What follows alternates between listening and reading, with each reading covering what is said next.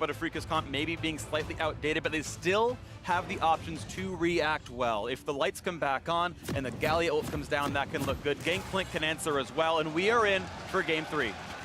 If we use the word tempo positively about Afrika Freaks in this game a lot, that will represent a victory, but with Cloud9 having so many game-changing ultimates, doesn't feel like that's been the story of 2018 Worlds. And we mentioned the stronger counter of Nocturne into Galio, you know, being able to deny the ultimate. However, Nocturne also pretty good soft counter to making Gangplank's job more difficult in landing barrel chains. If you can't see that far into the darkness at the enemies, makes it very difficult to put those together. Guys, I'm not seeing very far through the darkness either at the moment, but I'm going to try and keep it together for this game number 3. We are, you know, approaching a very historic moment here where the last hope for Korea, the last seed, possibly eliminated before semifinals even arrives. Korea's worst finish ever at a World Championship is semifinals with Azuba Frost back in Season 2, so 2012 we're talking about there.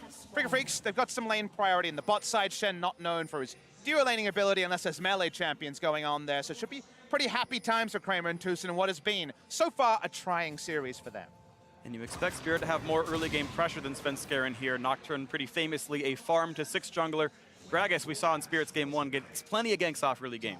And while Nocturne definitely wants to get to level 6 as quickly as possible, you definitely have to be careful about underestimating the ability of the champion in early dueling as well. The fear tether as well as the attack speed you can get from blocking a spell do have significant threat. Should be played around and is something to keep in mind. Something I'm hoping for is that Tucson's threat this game, away from the Alistair, is going to be a step up. In his last game, we counted 3-4 missed headbutt pulverizers. He's actually getting taunted at level 1. A lot of damage at the very beginning there. Tucson actually very late on the flay, does not trigger Aftershock until after the whole trade happened. Oof, taunted and spanked right there. The press the attack does pop, large hell trade. On the back end, Kramer, significant damage dealt to Zeyzal as well though, so both of these supports start drinking their health potions early and Svenskeren walks over a ward. Yep, so they know he's on the bottom side. We'll walk by another one. They know he's going to go for the scuttle down here, and we'll see how much of the jungle Spirit takes away if we have that blue buff trade we had earlier on in the series, or if he does walk topside and looks for this half-health Ornn. Yeah, he knows there's no possibility of a counter gank with a Nocturne on the bottom side. It's one of the scary things about Gragas.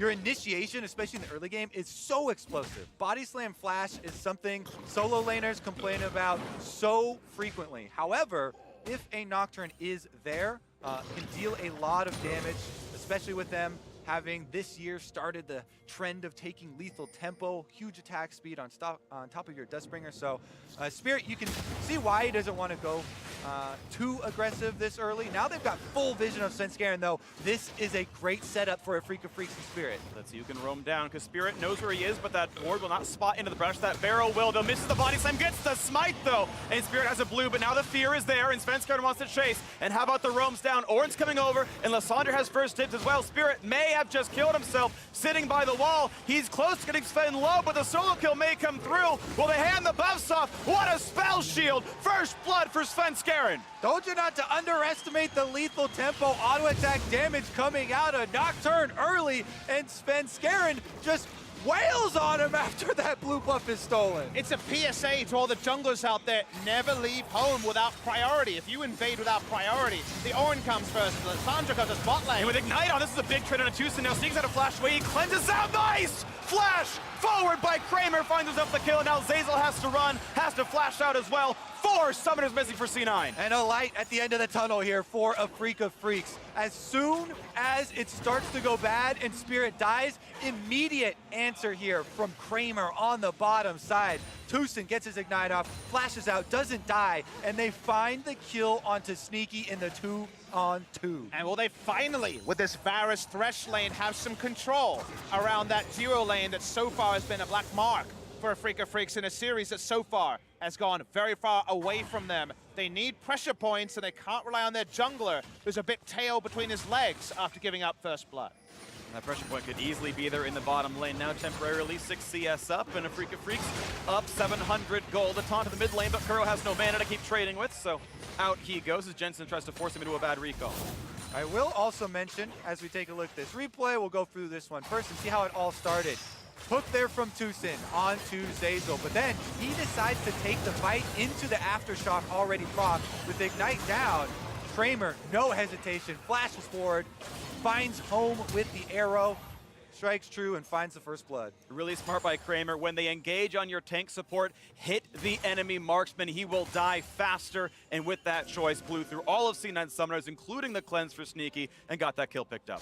I will say that for the top side, even though Spirit did die, Svenskeren didn't immediately get to go path up to try and keep this gangplank honest. So Keen has been farming away with his Klepto, pushing the Ornn close to the turret. And he is farming up. That is definitely going to be a quick level 6 here coming in from these top laners. Both of those level 6s are going to be very big for possibly be creating plays on the map elsewhere. And Keen was probably our best gangplank over in Korea. Still played this when it was out of meta for most. Usually you see the defense tree, but because it's against an Ornn, he's feeling strong enough to just take Kleptomancy in the lane, open up a gold advantage, and now the ultimate is available. And Svenskeren still level 5 and only just pinging that level 5. Spirit walks down to the bottom side. Svenskeren's nearby. 5 for both of these junglers. There's Predator. They know Spirit is here. This could be a regank, though. In the 3-on-3, what is the fight going to go? Nice bit of CC on a Svenskeren. The ult in for Gangplank as well. Has to flash the wall and turn the lights out. Nearly landing that Q was Kramer. Yep, that's the cross-map ultimates from top laners we are looking for. Immediately used. Jensen actually, they did aggro the dragon. He jumps right back out with the claw, though. Notice that both the teleports have been popped. Of course, Keen went back to lane to get his Sheen. Licorice just teleported back now as well to refill his health and mana bar. So Licorice will not join the bottom lane to join any fights again, but Keen will have the ult up again in just a couple of minutes. Honestly, keep your eyes on that bottom lane. The supports are low health early on in the game. They both blew their flashes. And Nocturne approaching the level 6. Spirit has already got his eyes down there, though, and he's coming through a lane gank. Control ward down. They know that C9 cannot account for his placement yet. C9 must play safely. They don't have good ways out. Cleanse up soon for Sneaky. That might be a saving grace into a hook. Looking for this one is Tucson. Galio ultimate is also available for a Freak of Freaks if they want to commit very hard.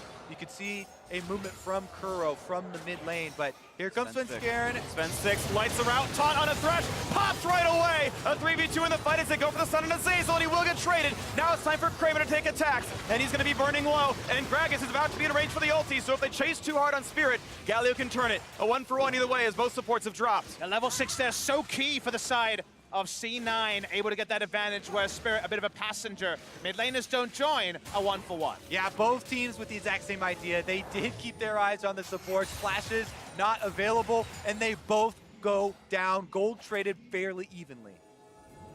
I think Afrika was surprised that Nocturne was level 6 when their jungler, who had mainline camps, was still at level 5, and that seemed to be the initial surprise. Especially supports, like you mentioned earlier, do go down. And now the reset happens with the map state pretty even, all things considered. And speaking of map state, the kills are on Kramer. Afrika, their biggest weak point was arguably the bottom lane, as they could not handle the Lucian lane. This time around, both kills and a farm lead. This Varus could be the one to take the game to the lane. Kramer was also the one who stepped up in a huge way for Afrika Freaks in their change from week 1 of groups to going 3-0 on this second week of groups. And also he stepped up for the team in the playoff gauntlet because he wasn't playing in the regular season. Aiming was preferred for the vast majority of the season.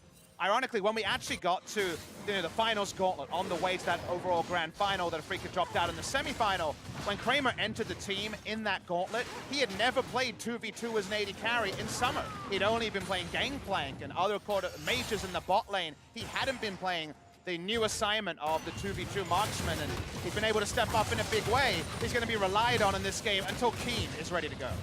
Interesting here, this wave clear from Keen. I think he was expecting the Nocturne follow through, and double level 6, of course, that could be scary against him. So farming the ult to get rid of the minion wave and not be dove there. Keen's going to stay safe, but now that ulti is down and relieves some pressure on that C9 duo bot. That's one of the small things that sometimes will go unnoticed, but I think is incredibly important.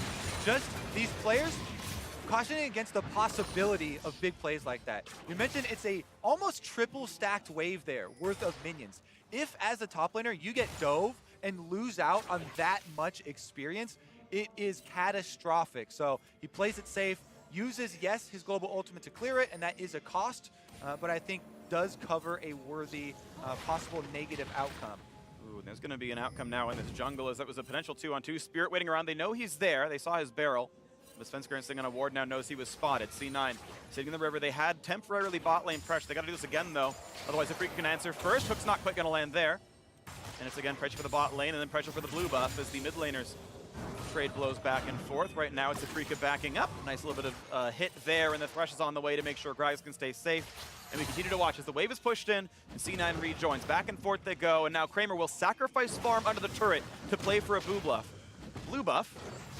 And this is now in the brush, and this will go cleanly over, and Afrika will indeed get their blue without much issue. We need to watch lane spacing and bot pretty extensively. Is Keen going to sidestep the stun? But he's slowed, and there's going to be a lot of damage on him, down to 700, 800 HP.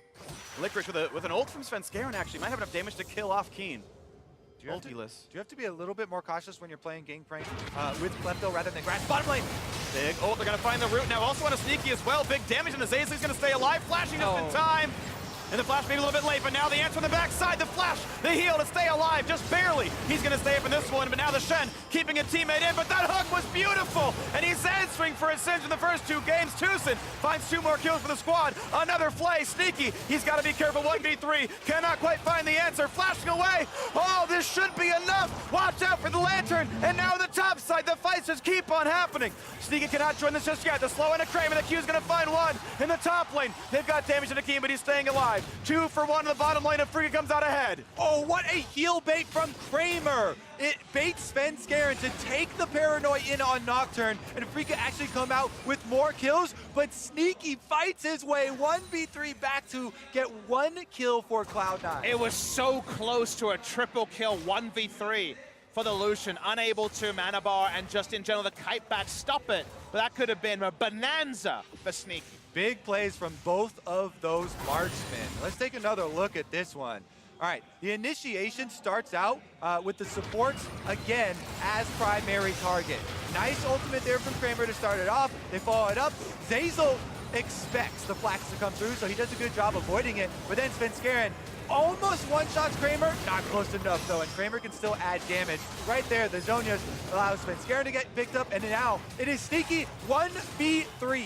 And if he's full mana here, maybe he can actually kite forward, level 9, and got this sort of cooldown. Lovely flash away from Spirit. He has to use the stasis. They do get him out, but Sneaky knows he can continue to go forward because Tucson and Spirit are completely out of this fight. What a dash right there, too. I believe he was able to get across that territory before the hail of arrows lands. No slow applied to find that answer kill and take down Kramer. I believe that was after all the kills for Kramer had come through, so it was also a shutdown. Yep. And he gets the bonus gold in his efforts in the 1v3.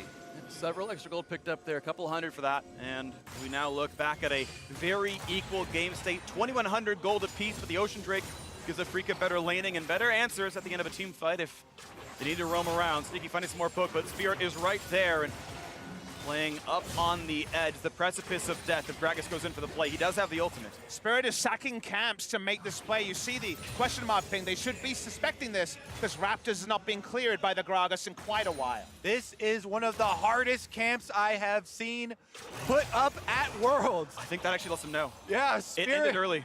Spirit's tent catching fire, gonna have to leave. During that whole time, Svenskeren was farming topside. Here we go, another Licorice move. They're gonna find a bit of damage on Keen. Still pops heal. Nocturne's gonna go in for as well. The lights are out, and the stopwatch buys a few seconds, but is it gonna buy enough as Licorice has to get away from the turret? He's close to dying. He's gotta watch out for this one. A barrel drain from Keen. He gets the kill in the 1v2. It's so important they salvaged that play. Great map read by Cloud9, but the stasis into turn was too big by the GP. Individual outplays, these players on the world stage coming up huge. Sneaky finds a kill in the 1v3. King strikes back 1v2. King's Licorice. Really beautiful stuff right now. 800 gold lead for Afrika. A bit of a respite though, the blue handed off to Jensen. He has not gotten around the map just yet. You talk about mid lane matchups, how volatile they've been. Jensen smashed game 1, Kuro smashed game 2. This one a bit more equal. It's been about the side lanes as now they TP in and look for Keen one more time. He does have the flash though. He could get away. That's gonna be a spell shield. Now to answer back. The auto's not gonna be much. He's feared. The flash over the wall. A nice escape by Keen. That is the Keen we know and love. He needs to be big here, but the bot lane is backing him up in this game. I love the passenger play we saw topside because they read that the Gragas could be bot. The Gragas is back bot, but this time, he only wants the turret. Yeah, it's amazing that Keen is dealing with this pressure. He's absorbing the Cloud9 jungler's time.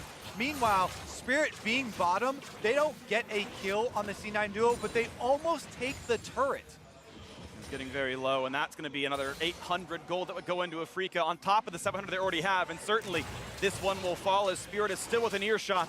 And they're going to give this gold all over to Kramer. 3-1, 600 gold more in his favor.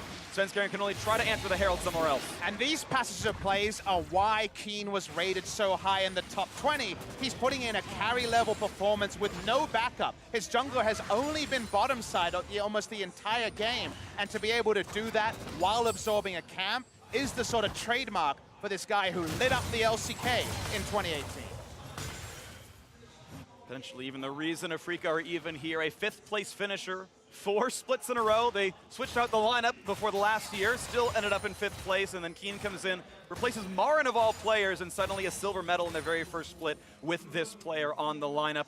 And now looking at a reverse sweep to keep all of Korea's hopes alive. The host nation are about to potentially, for the first time at Worlds, lose all their teams in the top 8.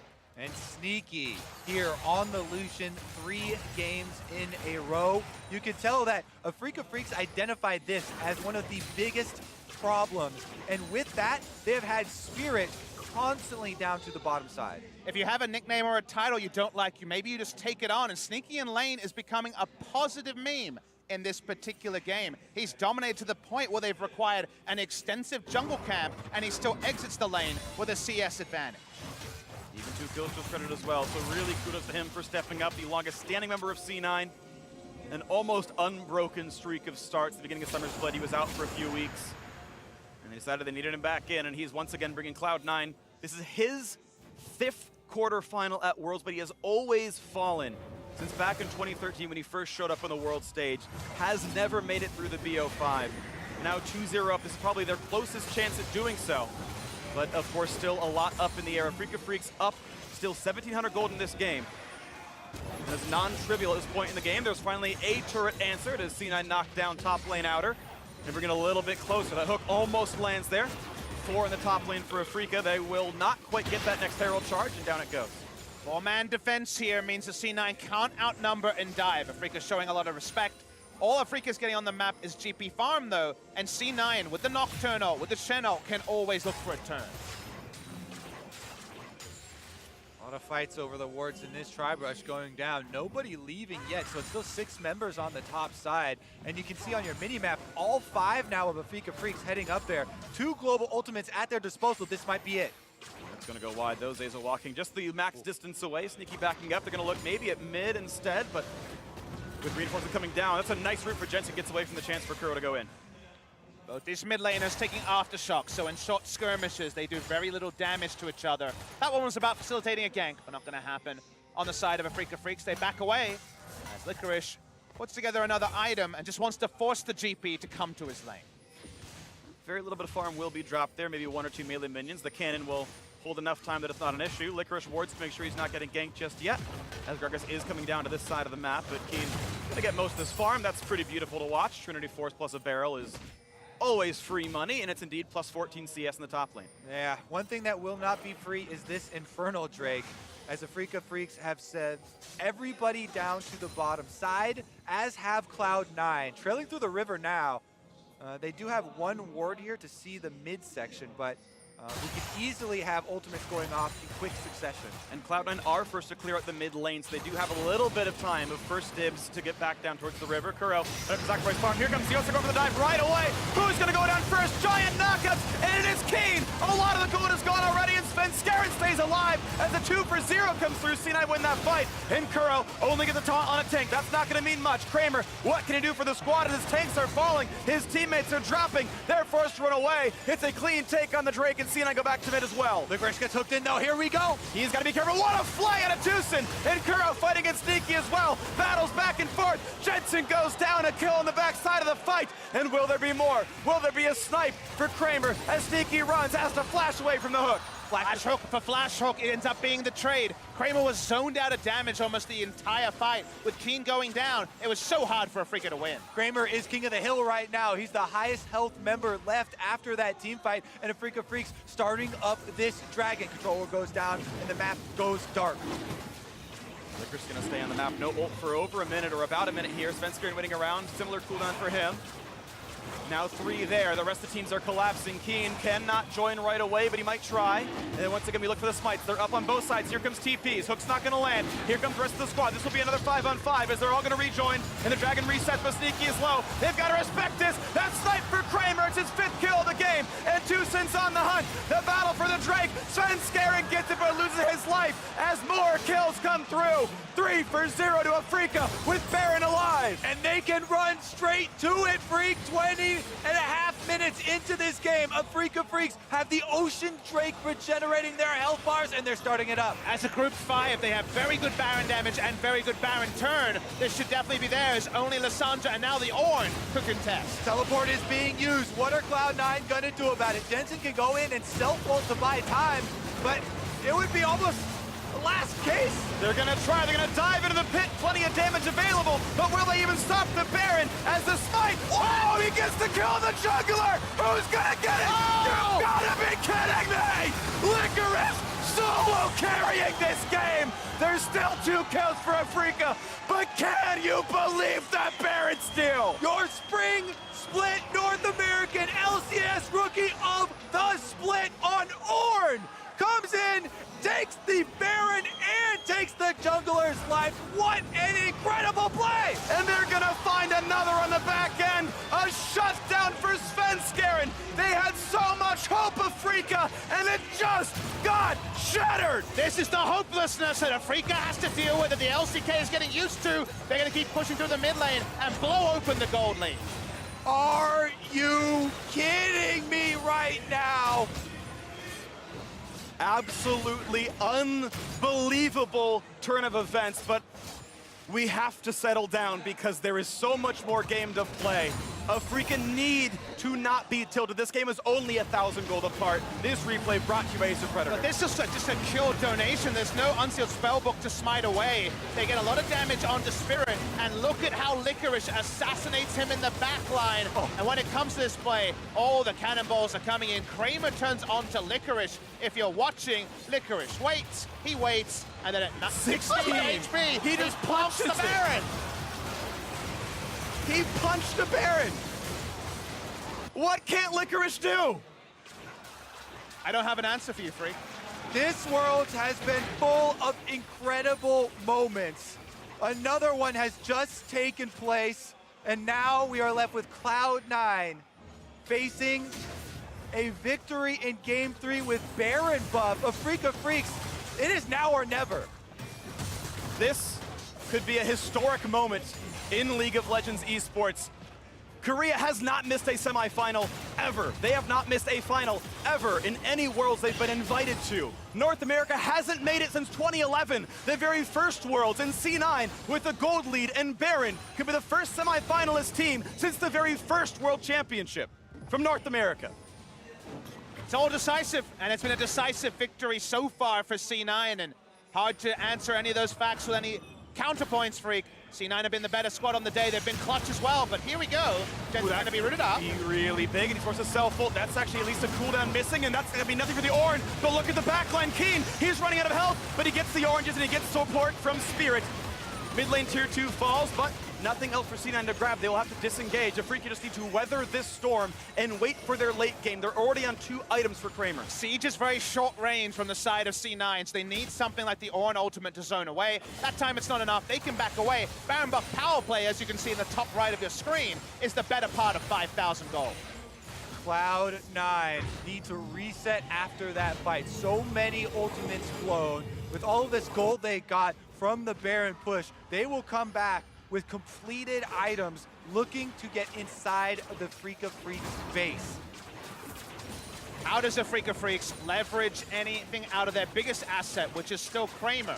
at this point in the game. The Nocturne, the Lissandra, they have one job, and that's to shut him down and zone him away from damage. Yes, if you have time, Rage Blade and Blade the Ruin King stacks up, but actually leveraging DPS, that's actually getting in relevant auto attacks when so many people can target towards you and shut you down is going to be nigh on impossible for Kramer, barring a full teamfight reset after something like the Ornn ultimate and the Nocturne ultimate. I do think he has the tools. Gragas, Galio, these are great reset buttons to keep the dive from happening. You can see him going towards more armor. Ninja Tabby plus that Chain Vest. Svenskeren may not have the damage to kill him off. Kramer can still do the 1v5 team fighting. And Keen, similarly, so much gold on this gangplank. The damage is there. The team fights can be done for Afrika. One counterpoint I'll say is I can't remember a meaningful Galio ultimate in this game. Once again, it feels like one of those games where if you fall behind against Nocturne as a Galio comp, the Galio ult, more often than not, is available after a team fight. So much of this game has been bottom lane and top lane. Constant fighting, creating plays for each other. And now we have the Baron buff timing out. So Afrika Freaks a small window to try and get some vision at least back for themselves to set up that possible counterplay, the possible comeback.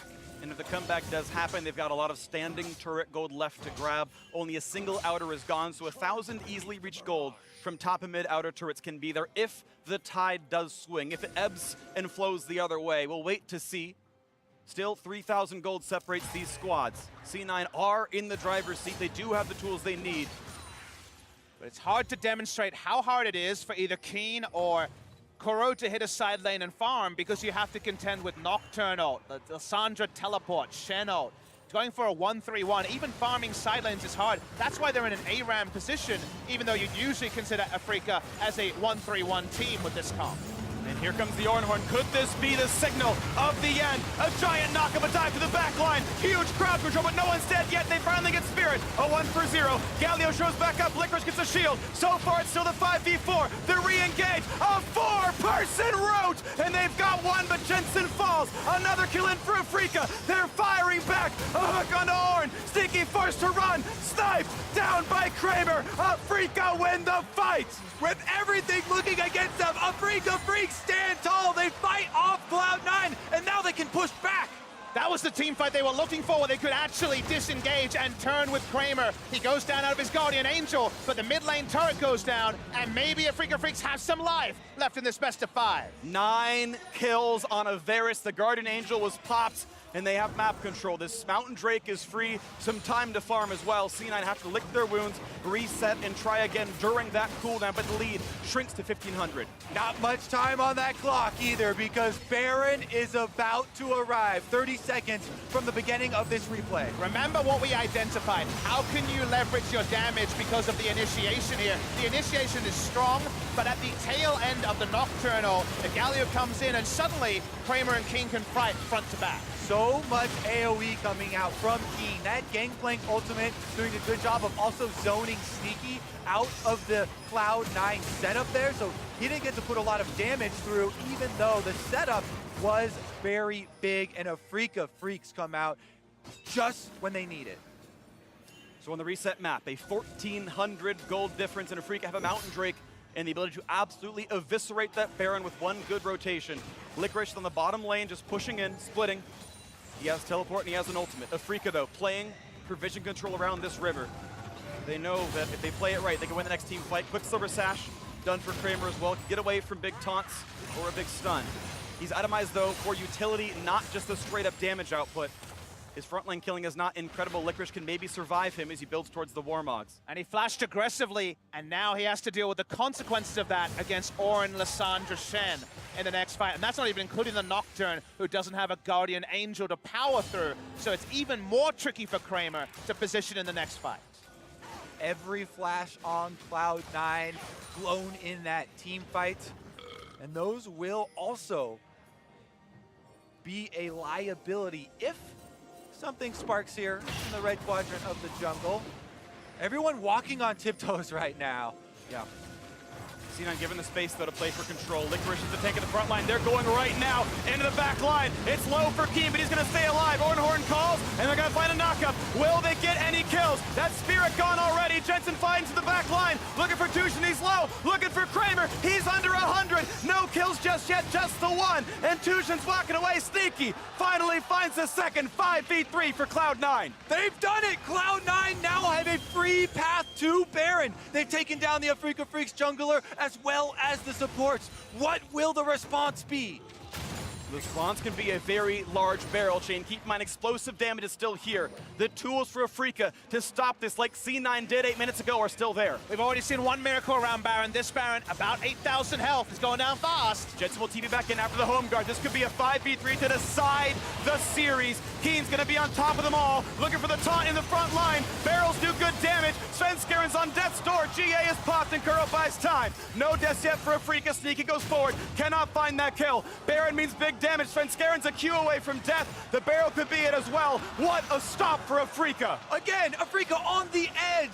3-man defense of the Baron pit. They stop Cloud9, force them back to heal, and now they have control. Getting at that point of the game where those barrels are orbital nukes, they back away, and now Afrika Freaks turn on Baron. There's their TP. How will C9 respond? They're trying to rush it down. C9 do have tools pretty soon. The flash forward, but it gets Jensen to safety. The cask is not in time, and that might force a disengage. Kramer chunk low. What a clutch play from Jensen Licorice there. ult.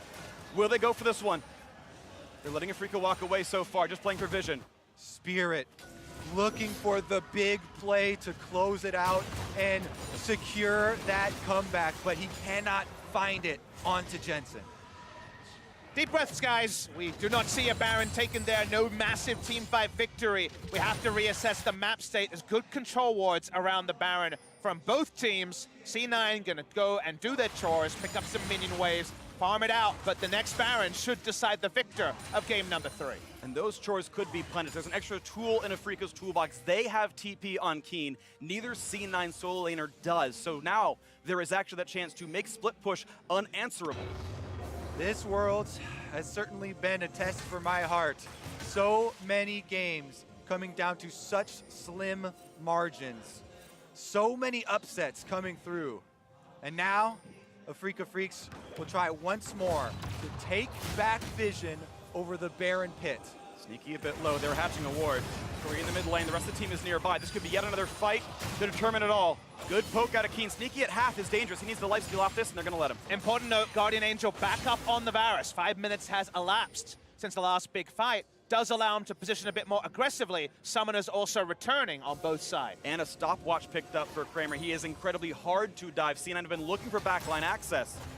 They've been mostly rewarded. This one might not work well. Hook forward, not going to land here. Predator was popped, not going to find that engage either. Svenskeren waiting. Here comes Seal yet again. C9 want in. They're going to look for it, and they're going to find one towards Keen. He's running away, but he's been shut down. 5v4 yet again. Lissandra buys space. Sneaky cutting away. The fight resumes now, and it's going to be looking for Kuro. He's shut down as well. 5v3, and Afrika's bottom side have to run away. They can move as 5. Yeah, 5 members of Cloud9, the pride of North America, will rise to meet their destiny inside Afrika's base. And they're going to go for the first turret. They're going to try to be the first team ever in 7 years to make a semifinal from North America. The inhibitor falls, and C9 says the best way to win is to go towards Baron. Inhibitor down. Now they can retreat back to their vision control. Afrika Freaks will have time for their solo laners to get back up, though. It's not over yet. C9 going to go for the full reset. Instead, they're going to recall everybody, buy items, get their health bars back to full. We will have another team fight to determine who might win this game. I don't know if you two are going to survive this one, but I can understand why we're seeing fights like this to go one way than the other. The seesaw is continual. This time, notice that one of the tanks and one of the threats are separated from the other 3.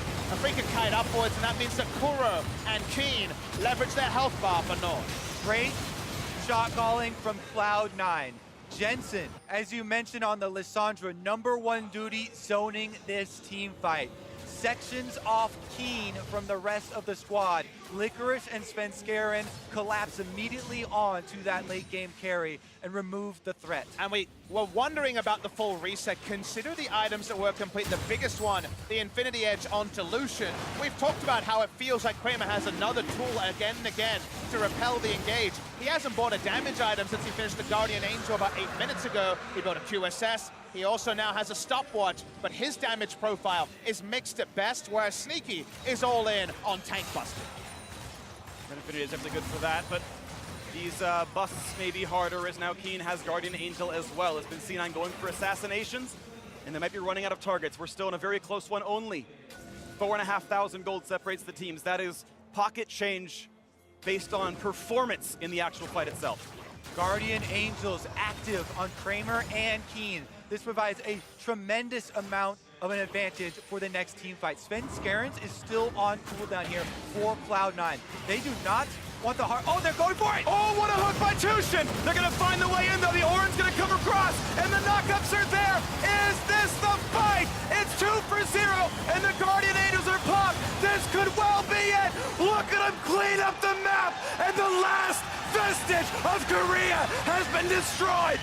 Cloud9 will make it to the semifinals. A 3-0 sweep. The first time in 7 years. Cloud9 in the top 4 at Worlds.